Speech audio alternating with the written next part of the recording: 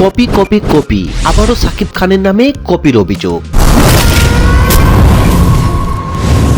সুপারস্টারের প্রকৃত নাম মাসুদ রানা হলেও তিনি সাকিব খান নামেই পরিচিত।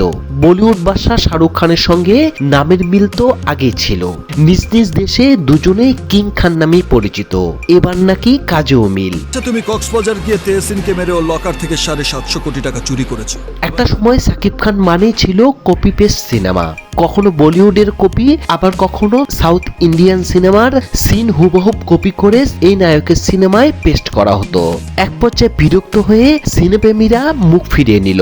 এরপর মাঝখানে কিছু ভালো আশা দেখালো সাকিব খান। আমি একদিন ন্যাশনাল লেভেলে খেলবো।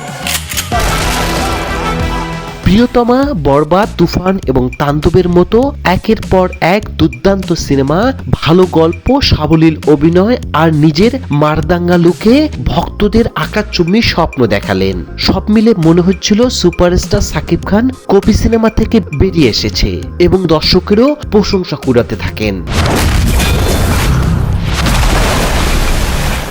এদিকে বোমা ফাটালো আনন্দবাজার পত্রিকা। তারা বলছে শাহরুখ খানের জব তক হ্যায় জান সিনেমার কার্বন কপি তৈরি হচ্ছে সাকিবের সোলজার সিনেমার চিত্রনাট্য। মিল শুধু সাকিব খানের সঙ্গে এমন নয়, শাহরুখের ছবিতে যেমন দুই নায়িকা ছিল ক্যাটরিনা কাইফ ও আনুশকা শর্মা, তেমনি সাকিবের এই ছবিতে রয়েছে দুই অভিনেত্রী তানজিন তিশা ও ঐশী। তানজিন তিশার চরিত্র একেবারে আনুশকার অভিনীত আঁখি চরিত্রের মতোই, যদিও অভিনেতার ঘনিষ্ঠ মহল দাবি এই ছবির জন্য প্রচুর খেটেছেন তিনি। বাকি ছবিগুলো থেকেও এই ছবিতে শরীরচর্চার দিকে বিশেষ গুরুত্ব দিয়েছে সাকিব খান। এই মাসে মুক্তি পাচ্ছে সাকিবের সোলজার সিনেমা। তারপর আবারও ঈদে আসছে তার নতুন ছবি প্রিন্স। এক কথায় নিজেকে দর্শকের নজর থেকে সরাতে যেন কোনোভাবেই রাজি নন মেগাস্টার সাকিব খান।